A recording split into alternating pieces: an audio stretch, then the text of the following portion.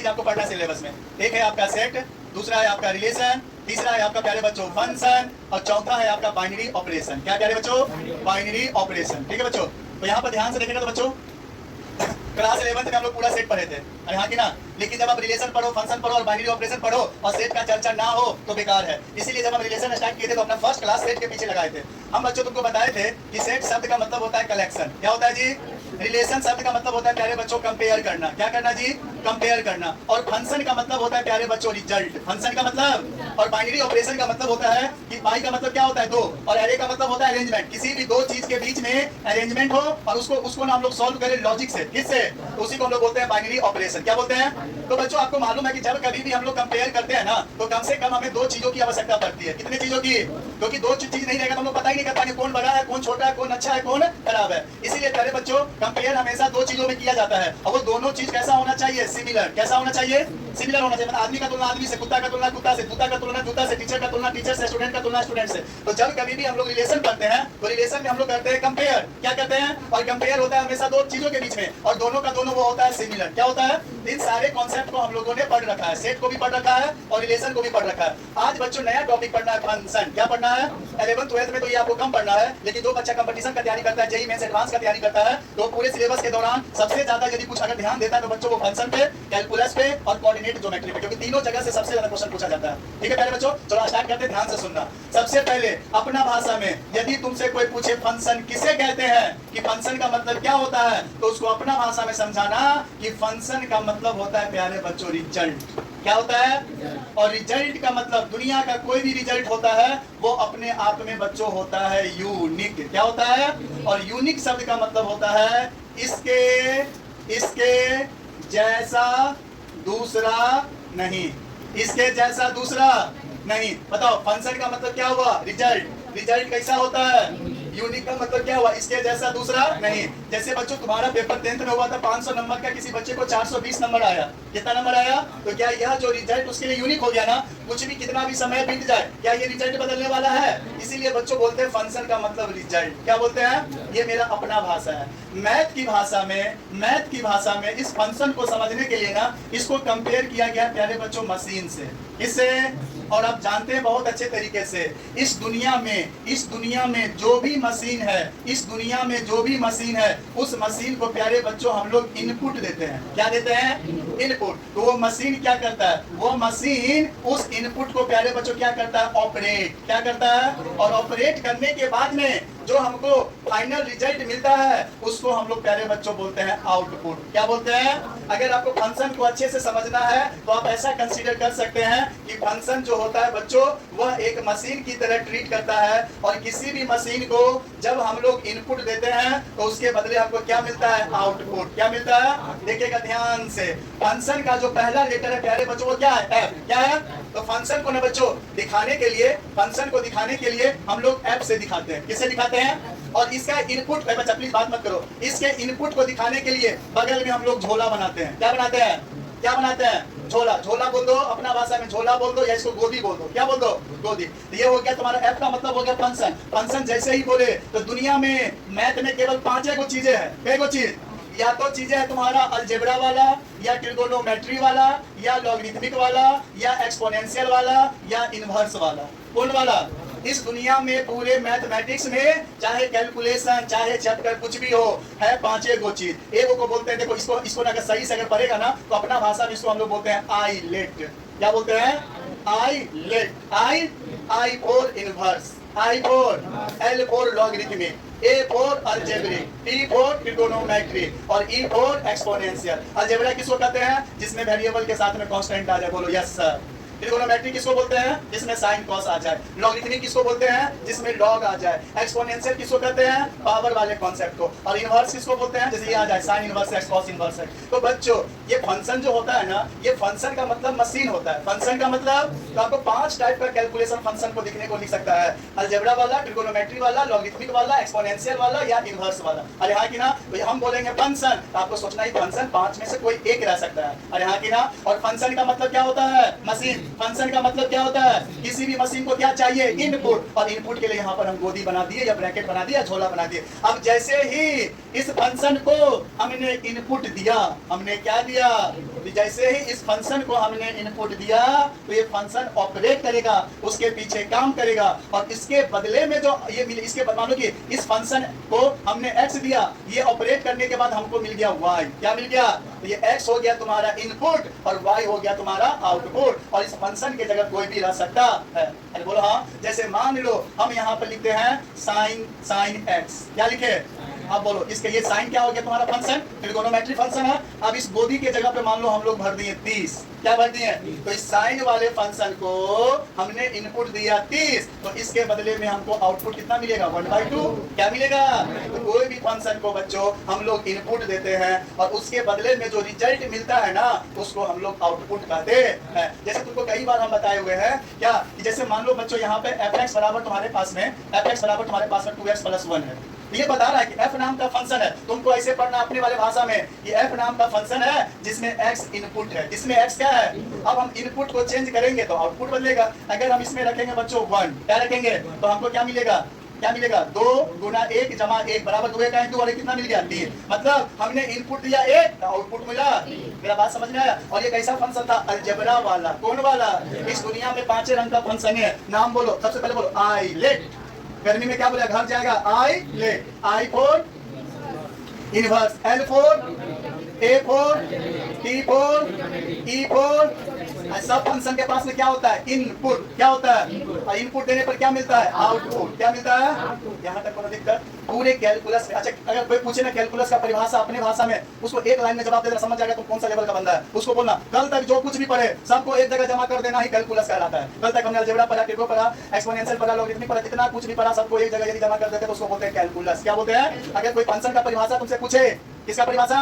कोई कैलकुलस का परिभाषा पूछे तो एक लाइन में जवाब दे देना, study about the function, study about the is called calculus. Is called calculus. हम ज्यादा डिटेल में पढ़ाएंगे। तो फंक्शन को ना कैलकुलस के अंदर में ही रखा गया। ठीक है प्यारे बच्चों? तो याद रखना फंक्शन को या तो हम लोग दिखाते हैं f of x से, किससे? या सिंपल इसको हम लोग दिखाते हैं y से। किससे? समझ में आया? और कोई भी फंक्शन रहे इनपुट देंगे आउटपुट मिलेगा। इतना बात दिमाग में गया? अब हम लोग जानते हैं कि सर फंक्शन को कैसे परिभाषित करेंगे। ठीक है बच्चों? तो तुम सबसे पहले इतना एक नजर में पहले इतना को कवर कर लो, क्योंकि यही कवर हम पिछले अब से लेकर के एक बीच में शनिवार या रविवार को, अब हम इसको छेड़छाड़ नहीं करेंगे। अब ये जब स्टार्ट हो गया तो कैलकुलस को खत्म करेंगे। खाली बीच में हमको यदि ट्रिगोनोमेट्री पढ़ाने देना, इनवर्स ट्रिगोनोमेट्री फंक्शन, जो एक्स्ट्रा क्लास में हम खत्म कर लेंगे। एक क्लास लगाएंगे 2 या 2.5 घंटा का, उसमें खत्म कर लेंगे और कैलकुलस को कोई छेड़छाड़ नहीं करेंगे। और आपको हम बोल रहे हैं 2 अगस्त को 15 अगस्त से पहले पूरा कैलकुलस को लपेट देंगे। एक टीचर को ये भी नहीं मालूम है कि हम अपना सिलेबस कम करते हैं, तो घंटा का टीचर है, उसको सबसे पहले ये मालूम होना चाहिए कि सिलेबस कितने दिन का डिजाइन है। पता नहीं चलता। हम इसी सबके चक्कर में ना बच्चे मतलब टीचर लोग की नजर में हम खराब है। हम बोलते हैं सबको टाइम बताइए कब तक खत्म कीजिएगा, है ना? अब ऐसा थोड़ी है कि हम कैलकुलस पढ़ाएंगे, हम बोलेंगे यहाँ से लेकर हम फरवरी तक पढ़ाएंगे। क्या पढ़ाइएगा? साइंस का बच्चा, उसको सब कुछ ना रोड मैप सबसे पहले मालूम होना चाहिए कि जाना कहाँ है, किस रास्ते जा रहे हैं, कुछ पता ही नहीं चल रहा है। एकदम टाइम के साथ पढ़ने से दिमाग बहुत एक्टिव रहता है। ऑनलाइन कोर्स खरीदा है कभी? सबसे पहले टाइम ड्यूरेशन दिया हुआ रहता है ना? सबसे पहले टाइम ड्यूरेशन दिया हुआ रहता है। इसीलिए टाइम जरूर पूछे जहाँ पर कब तक खत्म हो जाएगा। सर फरवरी तक क्यों जाएगा हमारा सिलेबस? बच्चा के अंदर में ना सवाल पूछने का साहस से खत्म कर दिया जाता है। ठीक है? तो सबसे पहले इसको एक नजर में पहले सब कवर कर लो। जब कभी भी हम बोलेंगे कैलकुलस, 2 शब्द का हम बहुत जिक्र करेंगे, एक नजर में सब कवर। ठीक है? कल तक जो कुछ पढ़े तो सबको कवर करना है, इसलिए नाम ही रहता है कैलकुलस का, नजर में कवर। नजर में कवर। तो सबसे पहले फंक्शन शब्द का नाम बोलो। फंक्शन का मतलब क्या होता है? दुनिया का कोई भी रिजल्ट कैसा होता है? यूनिक का मतलब क्या होता है? उसके जैसा कोई दूसरा नहीं, उसके जैसा कोई दूसरा। फंक्शन को हम लोग किससे रिलेट करते हैं? किसी भी मशीन को क्या देते हैं? इनपुट देते हैं तो क्या मिलता है? अच्छा एक चीज और बताना, गेहूं पीसने वाला मशीन में ईटा पत्थर रखेंगे? मतलब जिसके लिए जो बना है वही उसमें हम लोग इनपुट देते हैं। मतलब कैलकुलस में फंक्शन को या इसको पढ़ते कैसे? f of x। क्या पढ़ते हैं? और अपना भाषा में बोलते हैं फंक्शन के बच्चा, फंक्शन के बच्चा। बोलो हाँ। इसको बोलते हैं फंक्शन का आउटपुट, फंक्शन का आउटपुट। ठीक है? अब देखो बच्चों तो कैसे परिभाषित करते हैं।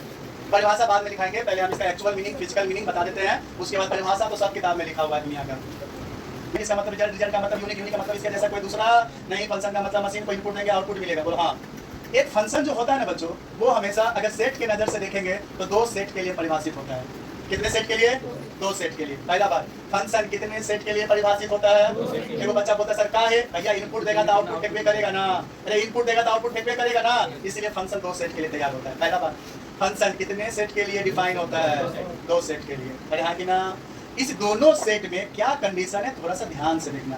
पहला क्या, सेट के अंदर में जितना भी एलिमेंट है सब का सब फंक्शन में भाग लेगा। पहला कंडीशन याद हुआ? अगर फंक्शन होगा, यदि दुनिया में फंक्शन है तो दो कंडीशन को मानना पड़ेगा कि फंक्शन हमेशा दो सेट के लिए तैयार होता है।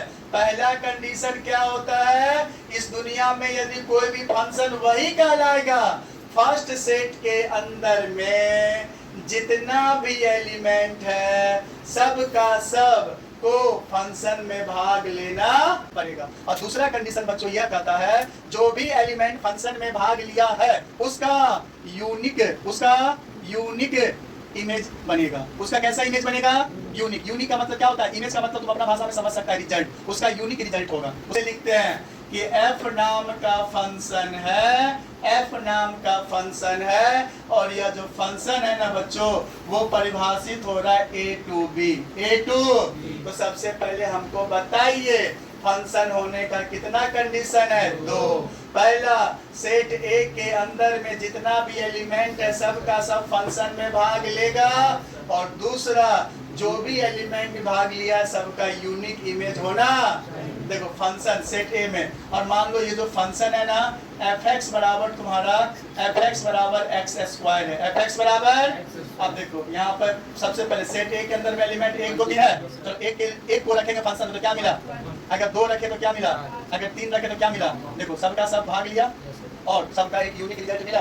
तो ऐसा यदि होता है तो वो आपका फंक्शन होगा, वरना वो फंक्शन। सबसे पहले बोलना सीखो। कैसे बोलोगे इसको?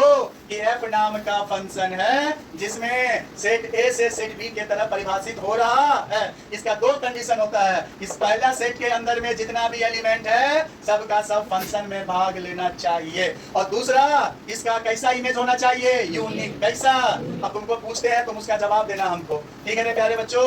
मान लो कि दो तुम्हारे पास में सेट है, एक का नाम है ए बी सी डी, यहाँ पे रिजल्ट मिला E F G H I. मानो ए से मिला, बी से मिला, एफ, सी से मिला, जी। बताओ तो क्या यह आपका फंक्शन होगा?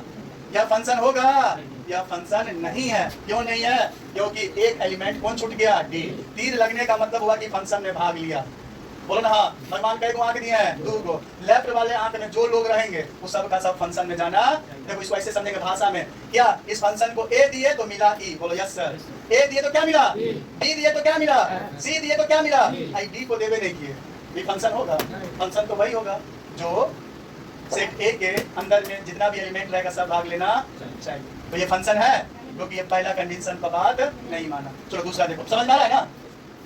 दूसरा देखो बच्चों, दूसरा जैसे मान लो यहाँ पर ये है, यहाँ पे मान लो ए बी सी है, यहाँ पे मान लो डी और ई है, और ये मान लो एफ नाम का फंक्शन है। बोलो ये वाला फंक्शन होगा? होगा कि नहीं होगा? ये दोनों कंडीशन को देख करके बोलो हाँ ना, तो बोलना बहुत आसान। बोलो सबसे पहले सबका सब भाग लिया। हाँ भाग लिया, तीर निकला मतलब भाग लिया। बोलो ना हाँ, तीर लिया निकला मतलब भाग। देखो तो यूनिक इमेज बना। हाँ यूनिक इमेज बना बच्चों। तो कैसे देख रहे हो? देखना शुरू करो अच्छे आंख से। देखो कौन सा आंख से देख रहे हो तुम लोग? इनपुट दिए ए, आउटपुट क्या मिला? इनपुट दिए बी, आउटपुट क्या मिला? अरे बच्चों इसके लिए तो ये यूनिक है ना। है क्या तुम्ही को 420 नंबर आया होगा 500 में, और भी बच्चों को तो आया होगा ना, तो क्या वो उसका रिजल्ट नहीं होगा? अरे बोलो ना। तब इनपुट दिए ए तो आउटपुट क्या मिला? इनपुट दिए बी तो आउटपुट क्या मिला? इनपुट दिए सी तो आउटपुट क्या मिला? सी। तो मतलब फंक्शन में भाग भी है और सबका यूनिक इमेज भी है, सबका यूनिक। जब कौन सा कंडीशन नहीं होगा तुमको समझाते। यहाँ पे देखो ये तुम्हारा ए है, ये तुम्हारा बी है, ये तुम्हारा सी है, और यहाँ पे तुम्हारा डी और ये तुम्हारा क्या है? ई है। ठीक है ना बच्चों? अब यहाँ पे देखो, अब जैसे मान लो कि ए इनपुट है, मिला डी, मिला ना? अब ये मान लो, बोलो ये फंक्शन होगा? ये फंक्शन होगा? ये फंक्शन नहीं है। बोलो क्या है? देखो इनपुट दिए ए तो मिला कितना? कितना मिला? फिर इनपुट दिए ए तो मिला कितना? ऐसा हो सकता है कि एक के इनपुट पे दो अलग अलग आउटपुट मिले। तुम ये दो एग्जाम दिया 500 नंबर के, तुमको पहले आ गया 320 नंबर, तुम रोने लगा तो क्या तुम्हारा बिहार बोर्ड वाला 340 कर देगा? ये यूनिक इमेज हुआ? तो ये तुम्हारा फंक्शन नहीं है, क्योंकि एक ही इनपुट पे दो अलग अलग आउटपुट मिल रहा है। और यहाँ पे दो अलग अलग इनपुट पे एक आउटपुट मिल सकता है, लेकिन एक ही इनपुट पे दो अलग अलग आउटपुट नहीं मिल सकता है। क्लियर है? तो बच्चों ये वाला भी फंक्शन नहीं है, ये वाला फंक्शन है और ये वाला फंक्शन नहीं है। क्यों नहीं है? क्योंकि यहाँ पे दो अलग अलग इनपुट पे एक आउटपुट मिलता है, बात सही है, लेकिन एक ही इनपुट पे दो आउटपुट कैसे मिल सकता है? क्लियर है? हाँ कि ना? तो सबसे पहले बताओ, आज की क्लास में बस हमको इतना ही बताना था, फंक्शन का मतलब क्या होता है और कौन कंडीशन में फंक्शन होता है। फंक्शन होने के लिए कितना कंडीशन है? दोनों का सेट ए के अंदर में जितना भी एलिमेंट रहेगा सब फंक्शन में भाग लेना, और दूसरा जो भी एलिमेंट फंक्शन में भाग लेगा सबका यूनिक इमेज होना। यूनिक इमेज के लिए एक के बदले एक के बदले एक के बदले एक इनपुट पे दो आउटपुट मिलेगा, लेकिन दो अलग अलग इनपुट पे एक आउटपुट मिल सकता है। अगर तुमको 11th याद होगा तो हम बाप बेटा वाला कॉन्सेप्ट समझाए थे, याद है?